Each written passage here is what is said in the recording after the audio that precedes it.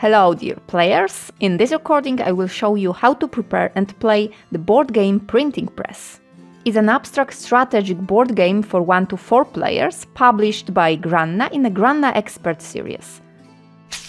Let's start by preparing the game. Place the board of rounds on the table. As you can see, the game will last 3 rounds. You will mark the cures of each round with a cat's paw marker. To start, place it on the first space of round 1. Next to the rounds board, place the initiative cubes. Then prepare the rest of the game components. Shuffle all the printing frames and place them behind a covered pile on the table. In the same way, prepare the printing tails and place them in a cover stack next to the frames. Shuffle the printing press card as well and place them face down on the table so that all players have free access to them. Among all the symbol tokens, find and set aside 4 skill tokens assigned to each character. Put the remaining tokens into a bag and mix them carefully. Now take all the character tiles and shuffle them. Then deal 1 tile at a time, randomly to each player. Put the remaining tiles back into the box. They will no longer be needed in this game. Each character tile is 2-sided. On each side of the tile is a different skill of the character. After drawing a tile, each player chooses the side with the character's ability and places their saved character tile with that chosen side up in front of them on the table. Then each player selects the corresponding skill token assigned to his character.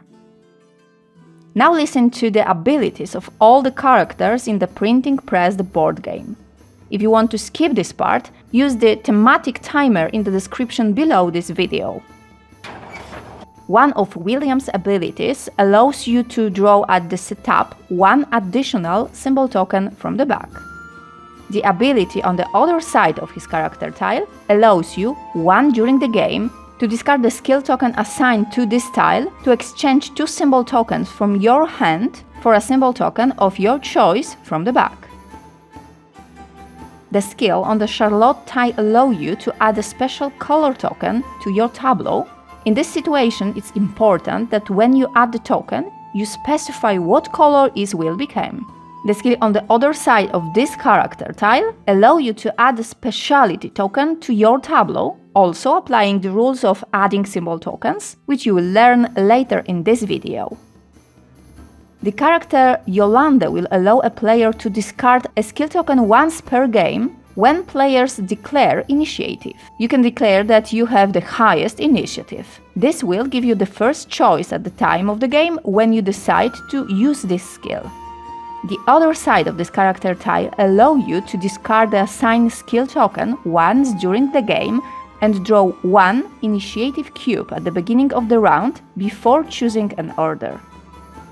On one side of the Helena tile is a skill that will allow you to discard an assigned skill token to his character 1 per game so that you can slide a card under the cards and tokens you already have sticked in a still open tableau in front of you.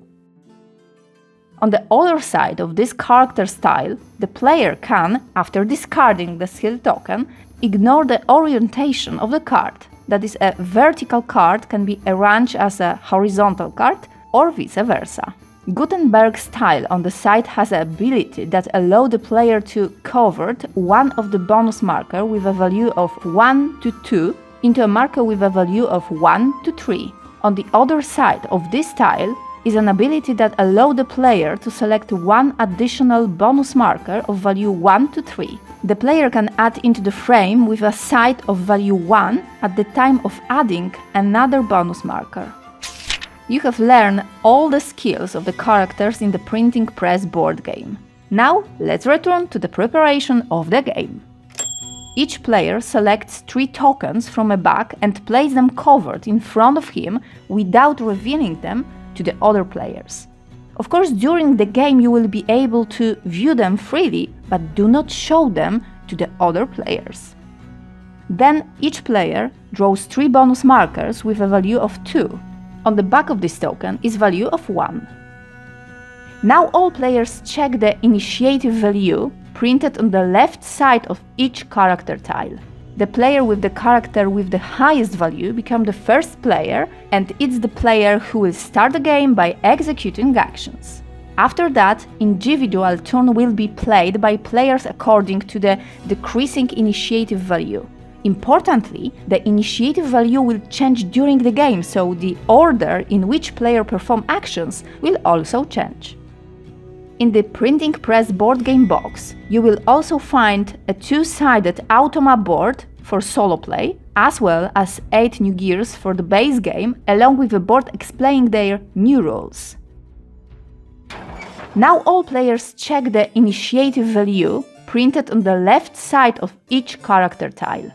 The gameplay of the printing press board game lasts 3 rounds. Each round is divided into turns in which players will perform actions. The first action is to select orders, that is to select the printing plate and the frame. The next 6 rounds are the card selection actions. These actions involve selecting cards of the printing press and creating tableau in front of you. The next step within each round is the action of close frame, which consists of adding a frame on top of the created tableau, thus closing them. Finally, as part of the last step of the round, go to round scoring. This is the action marked with a question mark symbol. So the course of each round and turn you will mark by moving the marker of the cat's pawn of the rounds board. In other words, after finishing a given round, move the pawn marker to the right 1 space, to the next action space. When your whole round is over, move the pawn marker to the first space on the next round, in the row below. After playing 3 rounds, all points are counted and the game is over. The player with the highest number of fame points wins the game. Now listen and see in more detail about the different actions in a round and find out what the gameplay is all about. The order with which players will perform actions in a given turn is determined by the player's initiative level. The higher it's, the faster such a player performs actions. So how to count it? Each player must add up the number of initiative cubes he has. Add to this the number of initiative symbols that are visible in his unclosed tableau in the current round, that is on card or tokens. And also add the initiative symbols from the frame's closed tableau from previous rounds. In case of tie, check the initiative value on your character's tile. The player with the highest value will be the first to play the action. Now see a brief example of how this should be counted correctly. A player with the character Williams has 2 initiative points, one for a cube and the other for a symbol on the card on his tableau. The player with a Helena character tile has no initiative symbols or cubes, so her value is 0. The player with the Yolanda character tile has 1 initiative cube, but no symbols on the cards, so his initiative value is 1. The last player with the Gutenberg tile has 1 initiative symbol on the card in his tableau. He has no cubes, so his initiative value is also 1. So in this situation, the first player to start playing the action is William's character with an initiative value of 2. In second place, we have a tie between Yolanda and Gutenberg, each player with 1 initiative value. This tie is won by Yolanda character because she has the higher initiative value on the tile. 5 to Gutenberg's 1. So as the third will be player playing Gutenberg, and finally the last player with the Helena character style with an initiative value of 0. Importantly, the starting initiative when you start the game is determined only by the initiative from the character tiles, that is the number of the left on the character tile right next to its image. At the start of the game, you don't add up the initiative cubes or symbols from the tableau, since no player has them yet. But later in the game, the initiative value from the character tile is taken into account only for ties, as I showed you a moment ago. So now let's get right to various actions you will perform when playing around. I will start with the selection order action. In this action, select printing frames and printing tiles from the face-down stack in an amount equal to the number of players plus 1 and place them face-up on the table. So in a 3-player game, place 4 printing frames each and 4 exposed printing tiles above them. From now on, each pair of pieces, that is a frame and a tile, form an order which until the end of the game you cannot separate. So as part of the execute to the selection order action, each player in turn, according to the initiative value, selects one order each. I mean, selects a frame and a connected tail and place it in front of him. The last unselected order should be discarded to the box. Above that, the last player who chooses an order receives 1 initiative cube. So in a moment before a new turn, it may change the order in which players play their actions, because the value of initiative will change. So you should remember to recalculate it. Another type of action played in a round is the select cards. So reach into the face-down pile of printing press cards and draw from it as many cards as there are players plus 1. After that, place the cards face up on the table. Importantly, arrange the cards according to its orientation. You can easily recognize which card is horizontal and which is vertical by the card number visible in its lower left corner. Above that, the symbols printed on the card also indicate its correct arrangement. After the cards have been drawn and distributed correctly within the reach of all players, now each player, according to the order determined by the initiative value, selects one such card each and places it in his unclosed tableau. The same as when playing the action's select order, in this action also the last player who draws a card additionally receives 1 initiative cube. The exception is the playing of the last, I mean the 6th turn of select cards. Then the last player reaching for a printing press card doesn't now draw an additional initiative cube. Each time after the end of the selected card's turn, one card that remains on the table, unselected by the players, is returned to the box and will no longer take part in that game. Now learn the rules for placing cards in the tableau that each player will build. First of all, each card must be placed into a tableau according to its orientation. The first card to be laid will start the formation of the tableau, and each subsequent card must be placed so that it is connected to at least one other card or token that is already laying on the table in the tableau that is being created. So what rules you can combine cards with each other? You can add a card to the side, I mean to the edge of any other card or token, so that they touch each other with at least one whole space. In addition, the card being added can cover one or more spaces, one or more cards or tokens in your tableau. Remember that you have no restrictions of the size of the tableau you create. I mean, its width and height can be any. But at the same time, keep in mind that within the last turn at the closing of the frame, only the selected part of the tableau, I mean the 3x3 space area inside the frame, will be active. Importantly, all symbols on cards or tokens outside the frame are not taken into account when you're verifying the achievement of objectives and counting the score. In addition, remember that at any time during the round, even just before the frame closes, you can add one or more tokens to your tableau from those you received at the beginning of the game.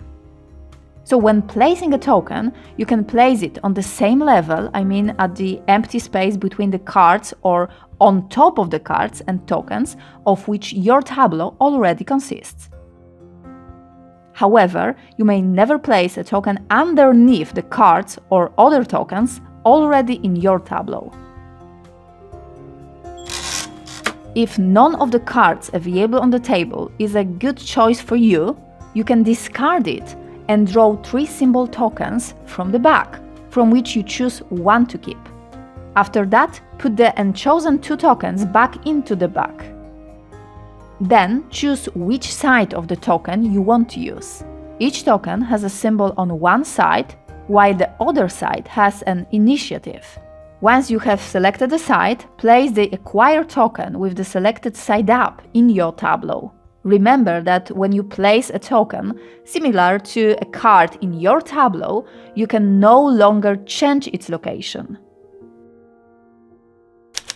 In each of the 3 runs, players play 6 runs of card selection. At the end of one of such runs, there is a selection of bonuses. Such a turn is marked on the board of runs with a circle. I mean, in the first round it will be the 4th turn. In the second round it will be the 3rd turn, while in the 3rd round it will be the 2nd turn that the bonus selection will take place. So what does this selection consist of? Well, after completing the consideration of the card selection round and before moving on the next round, each player places his bonus marker at the bottom of the printing frame selected at the beginning of the round just played. As you can see, each frame has 2 places for a bonus marker at the bottom of frame right next to the various symbols. When you choose a spot, place your bonus marker on it with the value 2 side up. The symbol next to it, I mean a particular specialty or paint of particular color, will give you an extra 2 fame points at the end of the game for each such symbol from all your 3 frames. I will show you this in more detail at the end of this video. Importantly, if you were to place a bonus marker on a frame on the same symbol at which you had already placed a bonus marker in an earlier round, such as the marker next to the red paint in this example, place this second bonus marker with the number 1 side up. In this situation, each red paint symbol in your 3 frames at the end of the game will give you not 2, but a total of 3 fame points. Remember that once a bonus marker is placed on the frame space, it remains there until the end of the game. Now I will move to the next type of action, that is close frames. When the marker of the cat's pawn reaches the penalty time space in the current round, all players close the frames. At this point, you must perform the following steps. First, each player puts his initiative cubes back into the pool next to the rounds board. They will be needed in the upcoming round. Next, all players place their printing frame on top of the tableau that they created in this round. Before you lay down the frame, try to choose the most favorable arrangement of symbols for you in a 3x3 area. You can also lay the frame in such a way that the space inside the frame are empty. I will remind you still that before closing the frame, you can lay down 1 or more of your symbol tokens in your tableau. Perhaps by doing so, you will create a more favorable tableau for you and gain more fame points from it. As part of the final step of the round, I mean after the close frame action, each player tally up the points from his current order. Let me remind you that the order is both a frame and a printing plate connected to it. There are 2 objectives on each tile. The main goal, related to the string of later required, will provide you with the number of points indicated below. In this case, it's 4 points. You will gain them if inside your closed frame there are all the letters required for this goal. Next to it on the printing plate is a secondary objective with an assigned number of points. You can earn them when you complete the main goal and meet the requirements of the secondary goal. So in this example, you will earn an additional 2 fame points because according to the requirement of the secondary objective, the letter U is in the middle row in your closed tableau. You can earn further fame points by completing requirements from the printing frame, which also contains 2 objectives, one for inks and the other of specialization. After the game, you can complete both objectives, one of them or neither. If you complete the requirements of an objective, you will earn the number of fame points shown below. In addition, each frame allows you to complete a bonus for the entire order, that is to earn points printed between the goals of the printing frame. The condition here is the fulfillment of the main objective from the tile and the realization of both objectives from the printing frame. So write down the sum of the points earned in a given round in your notebook and proceed to play a new round. After the final 3 rounds of the game, all players additionally tally their points from the bonus tokens placed on their frames. For each symbol next to bonus token that occur inside all 3 of a player's frames, the player will receive as many points as indicated by the bonus token. So in this example, the player counts the number of blue paint symbols in all his frames. He has them a total of 5. On the first and last frame, he places a bonus token next to the blue paint symbol. One with a value of 2 and the other with value of 1, which gives a total multiplier of 3. Thus, he scores 15 points, 3 each for 5 scoring blue paint symbols. Similarly, he calculates the remaining points from the bonus tokens. Finally, add up all the points obtained. The player with the highest number of them wins the game. In case of tie, the player with the highest point score from one round, within taking into account the points from the bonus tokens, wins. Thank you guys very much for watching this video. I hope it will be helpful in your playthrough of this board game. If you like it, please leave a like under this video. Have a nice play and see you next time.